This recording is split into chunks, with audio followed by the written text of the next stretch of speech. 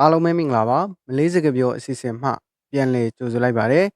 ဒီနေ့ဗီဒီယိုလေးမှာဆိုရင်လည်းမလေးစကားပြောပဲကျွန်တော်ပြောပြပေးသွားပါမယ် Kenapa kita berhenti sini Kenapa kita berhenti sini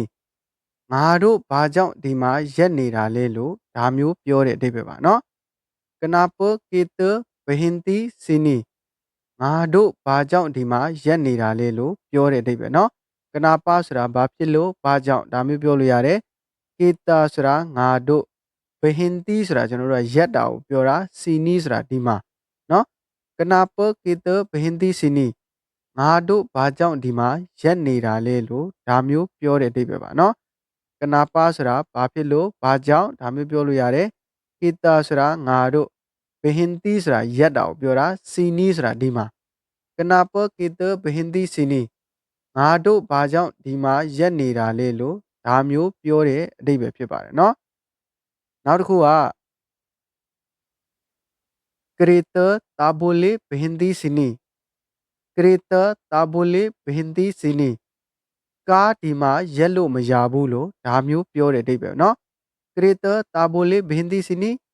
ကားဒီမှာရက်လို့မရဘူးလို့ပြောတဲ့အဓိပ္ပာယ်เนาะ Kereta ဆိုတာကားကိုပြောတာ tak boleh ဆိုတာမရနိုင်ဘူး berhenti ဆိုတာရက်တာ sini ဆိုတာဒီမှာเนาะ Kereta tak boleh berhenti sini ကားဒီမှာရက်လို့မရဘူးလို့ပြောတာပေါ့เนาะတချို့ကားရက်လို့မရတဲ့နေရာတွေရှိတယ်အဲ့လိုမျိုးနေရာတွေမှာဆိုရင်ကျွန်တော်တို့ကဒါကားရက်တယ်ဆိုရင်ဒါရက်လို့မရဘူးဆိုတဲ့နေရာမှာသုံးတဲ့စကားလုံးပေါ့เนาะ Kereta tak boleh berhenti sini ကားဒီမှာရက်လို့မရဘူးလို့ပြောတာ Kereta ဆိုတာကားကိုပြောတာ tak boleh berhenti ဆိုတာရက်လို့မရဘူး sini ဆိုတာဒီမှာ Kereta tak boleh berhenti sini ကားဒီမှာရက်လို့မရဘူးလို့ပြောတဲ့အဓိပ္ပာယ်ပါเนาะတချို့ကလည်းဒီစလုံးကို berhenti လို့သုံးတယ်တချို့ကလည်း berhenti လို့သုံးတယ်เนาะအဓိပ္ပာယ်ကတော့ကျွန်တော်တို့ဒါရက်တာကိုပြောတာပဲအဓိပ္ပာယ်အတူတူပါပဲပေါ့เนาะနောက်တစ်ခုက Setiap hari saya mau kerja Setiap hari saya mau kerja နေ့တိုင်းကျွန်တော်အလုပ်လုပ်ချင်တယ်လို့ပြောတဲ့အဓိပ္ပာယ်ပါเนาะ Setiap hari saya mau kerja နေ့တိုင်းကျွန်တော်အလုပ်လုပ်ချင်တယ်လို့ပြောတဲ့အဓိပ္ပာယ်ပါเนาะ Setiap hari ဆိုတာနေ့တိုင်းကိုပြောတာ saya ဆိုတာကျွန်တော် mau kerja ဆိုတာလုပ်ချင်တယ်လို့ပြောတာပေါ့เนาะအလုပ်လုပ်ချင်တယ်လို့ပြောတဲ့အဓိပ္ပာယ် Setiap hari saya mau kerja နေ့တိုင်းကျွန်တော်အလုပ်လုပ်ချင်တယ်လို့ကျွန်တော်ဒါပြောတဲ့အဓိပ္ပာယ်ပါเนาะ Setiap hari ဆိုတာနေ့တိုင်းကိုပြောတာ saya ဆိုတာကျွန်တော် mau ဆိုတာလိုချင်တာ kerja ဆိုတာအလုပ်ဒါကိုကျွန်တော်တို့ကတစ်ကြောင်းနဲ့ပေါင်းပြီးပြောမယ်ဆိုရင် Setiap hari saya mau kerja နေ့တိုင်းကျွန်တော်အလုပ်လုပ်ချင်တယ်လို့ကျွန်တော်ဒါပြောတဲ့အဓိပ္ပာယ်ပါเนาะနောက်တစ်ခုက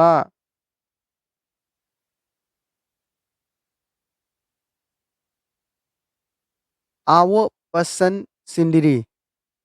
our person sendiri our person sendiri ဒါဆိုရင်ကျွန်တော်တို့ကမင်းကိုယ်တိုင်မှားပါလို့ပြောတဲ့အဓိပ္ပာယ်ပါเนาะ our person sendiri မင်းကိုယ်တိုင်မှားပါလို့ပြောတာ our person sendiri မင်းကိုယ်တိုင်မှားပါလို့ပြောတဲ့အဓိပ္ပာယ်ပါเนาะ our ဆိုတာမင်း person ဆိုတာမှားတာကိုပြောတာ sendiri ဆိုတာကိုယ်တိုင် our person sendiri မင်းကိုယ်တိုင်မှားပါလို့ပြောတဲ့အဓိပ္ပာယ်ပါเนาะဒီ our ဆိုတာတော့မင်းကိုပြောတာဒီ person ဆိုတာမှားတာကိုပြောတာ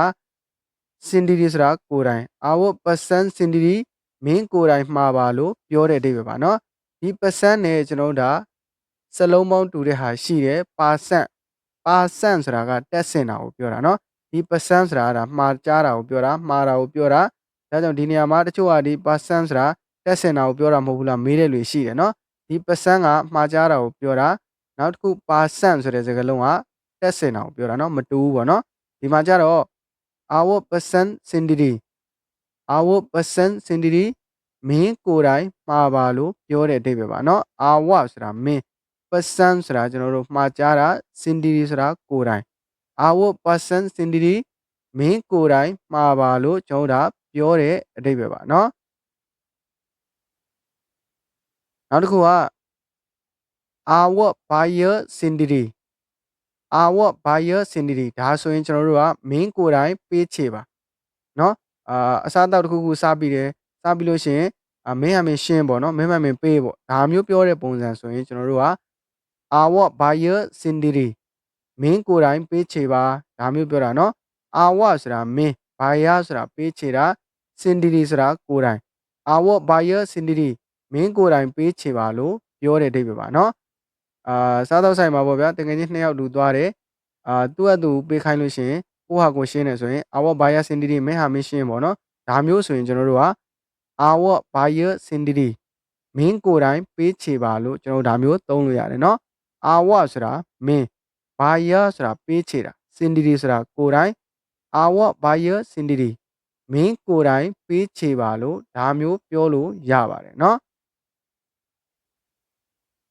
နောက်တစ်ခုကတော်လောင်းတင်ပန်းအင်းနီဘာရန်စကာလီ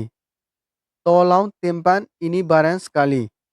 ကျေးဇူးပြု၍ဒီပစ္စည်းတစ်ခါတည်းချိန်မာလို့ကျွန်တော်ဒါပြောလို့ရတယ်နော်တော်လောင်းတင်ပန်းအင်းနီဘာရန်စကာလီကျေးဇူးပြု၍ဒီပစ္စည်းတစ်ခါတည်းချိန်မာလို့ပြောတဲ့အဓိပ္ပာယ်ပါနော်တော်လောင်းဆိုတာကျွန်တော်တို့ကကူညီပါလို့လည်းသုံးလို့ရတယ်တချို့နေရာမှာကျေးဇူးပြု၍လို့လည်းသုံးလို့ရတယ်နော်ဒီလိုမျိုးနေရာမှာကြတော့ကျွန်တော်တို့ကဒါကျေးဇူးပြု၍လို့သုံးလို့ရတယ်တင်ပန်းဆိုတာဒါချိန်တာကိုပြောတာအင်းနီဆိုတာဒီဟာဘာရန်ဆိုတာပစ္စည်းစကာလီဆိုတာကျွန်တော်တို့ကတခါတည်းလို့ပြောလို့ရတယ်နော်တော်လောင်းတင်ပန်းအင်းနီဘာရန်စကာလီကျေးဇူးပြု၍ဒီပစ္စည်းတခါတည်းချိန်မာလို့ပြောတဲ့အဓိပ္ပာယ်ပါနော်ကျွန်တော်တို့ဒီစက်ရုံထဲတွေမှာပစ္စည်းတွေပါပါကင်ထုတ်ပြီးလို့ရှိရင်ကျွန်တော်တို့ကဒါပစ္စည်းချိန်ခိုင်းတယ်ပေါ့ချိန်လို့ရှိရင်ဒီလိုမျိုးစကားလုံးလေးတွေသုံးတယ်နော်ဒီပစ္စည်းချိန်ချက်လဲပြီးတော့နောက်ကြံတဲ့ပစ္စည်းကိုကျွန်တော်တို့ကချိန်နေတာဖြစ်တဲ့အတွက်ကျေးဇူးပြု၍ဒီပစ္စည်းကိုတစ်ခါတည်းချိန်လိုက်ပေါ့နော်ဒါမျိုးသုံးတာနော်တချို့ရှိတယ်နော်ရှေ့မှာတယောက်ကပစ္စည်းချိန်နေတယ်နောက်မှ၄-၅ရေးကြံတယ်အင်းနီဘာရမွန်တင်ဘတ်စကာလီနော်ဒီပစ္စည်းကိုတစ်ခါတည်းချိန်ပေါ့ဒါမျိုးလေးတွေသုံးတာရှိတယ်နော်လုပ်ငန်းထဲမှာအဲ့ဒါကြောင့်တော်လောင်းတင်ပန်းအင်းနီဘာရန်စကာလီကျေးဇူးပြု၍ဒီပစ္စည်းတစ်ခါတည်းချိန်မာလို့ပြောတဲ့အဓိပ္ပာယ်ပါနော်တော်လောင်းဆိုတာကျွန်တော်တို့ကကျေးဇူးပြု၍လို့လည်းသုံးလို့ရတယ်လို့ကူညီပါလို့လည်းသုံးလို့ရတယ်ဒီနေရာမှာကြတော့ကျွန်တော်တို့ကဒါကျေးဇူးပြု၍လို့သုံးလို့ရတယ်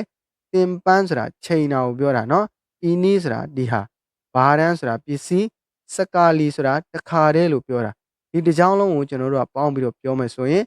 တော်လောင်းတင်ပန်းအင်းနီဘာရန်စကာလီကျေးဇူးပြု၍ဒီပစ္စည်းတစ်ခါတည်းချိန်မာလို့ကျွန်တော်တို့ဒါပြောတဲ့အဓိပ္ပာယ်ပါနော်နောက်တစ်ခုကsaya tak suka cakap bohong saya tak suka cakap bohong ဒါဆိုရင်ကျွန်တော်တို့ကကျွန်တော်လိန်ပြောတာမကြိုက်ဘူးလို့ပြောတဲ့အဓိပ္ပာယ်နော် saya tak suka cakap bohong ကျွန်တော်လိန်ပြောတာမကြိုက်ဘူးလို့ပြောတဲ့အဓိပ္ပာယ်နော် saya ဆိုတာကျွန်တော် tak suka ဆိုတာမကြိုက်ဘူးလို့ပြောတာ cakap ဆိုတာပြောတာ bohong ဆိုတာလိန်တာဒီတစ်ကြောင်းလုံးကျွန်တော်တို့ကပေါင်းပြောမယ်ဆိုရင် saya tak suka cakap bohong ကျွန်တော်လိန်ပြောတာမကြိုက်ဘူးလို့ကျွန်တော်ဒါပြောလို့ရတယ်နော် saya tak suka cakap bohong ကျွန်တော်လိန်ပြောတာမကြိုက်ဘူးเนาะ saya ဆိုတာကျွန်တော် tak suka ဆိုတာမကြိုက်ဘူး cakap ဆိုတာပြောတာ bohong ဆိုတာလိန်ညာတာเนาะ saya tak suka cakap bohong ကျွန်တော်လိန်ပြောတာမကြိုက်ဘူးလို့ကျွန်တော်ဒါမျိုးပြောလို့ရပါတယ်เนาะနောက်တစ်ခုက kamu jangan cari masalah dekat sini kamu jangan cari masalah dekat sini မင်းတို့ဒီနားလာပြီးပြဿနာမရှာနဲ့လို့ပြောတဲ့အဓိပ္ပာယ်ပါเนาะ kamu jangan cari masalah dekat sini မင်းတို့ဒီနားလာပြီးပြဿနာမရှာနဲ့လို့ပြောတဲ့အဓိပ္ပာယ်ပါเนาะ kamu ဆိုတာလေမင်းကိုပဲသုံးတာဖြစ်တဲ့ jangan ဆိုတာမလုံးနဲ့ cari ဆိုတာရှာတာ masalah ဆိုတာပြဿနာ dekat ဆိုတာအနီး sini ဆိုတာဒီမှာဒီတစ်ကြောင်းလုံးကျွန်တော်တို့ကပေါင်းပြီးတော့ဘာသာပြန်မယ်ဆိုရင် kamu jangan cari masalah dekat sini မင်းတို့ဒီနားလာပြီးပြဿနာမရှာနဲ့လို့ကျွန်တော်တို့ဒါမျိုးဘာသာပြန်လို့ရတယ်เนาะ kamu ဆိုတာလေမင်းကိုပဲသုံးတာ jangan ဆိုတာမလုံးနဲ့ cari ဆိုတာရှာတာကိုပြောတာ masalah ဆိုတာပြဿနာ dekat sini ဆိုတာဒီနားမှာပေါ့เนาะဒါမျိုးပြောလို့ရတယ် kamu jangan cari masalah dekat sini မင်းတို့ဒီနားလာပြီးပြဿနာမရှာနဲ့လို့ပြောတဲ့အဓိပ္ပာယ်ပါเนาะ kamu jangan cari masalah dekat sini မင်းတို့ဒီနားလာပြီးပြဿနာမရှာနဲ့လို့ပြောတဲ့အဓိပ္ပာယ်ပါเนาะ kamu ဆိုတာတော့မင်းပဲ jangan cari masalah ဆိုတာပြဿနာမရှာနဲ့ dekat sini ဆိုတာဒီနားမှာ kamu jangan cari masalah dekat sini မင်းတို့ဒီနားလာပြီးပြဿနာမရှာနဲ့လို့ကျွန်တော်တို့ဒါမျိုး ပြောလို့ရပါတယ်เนาะဟုတ်ကဲ့ပါဒီနေ့ဗီဒီယိုမှာဆိုရင်လည်းကျွန်တော်ကဒါမလေးစကားပြောပဲပြောပြပေးသွားတာဖြစ်ပါတယ်ကျွန်တော်ဗီဒီယိုကိုအခုလိုအဆုံးထိကြည့်ပေးတဲ့အတွက်အားလုံးကိုကျေးဇူးတင်ပါတယ်နောက်ဗီဒီယိုမှာတခါပြန်တွေ့ပါမယ်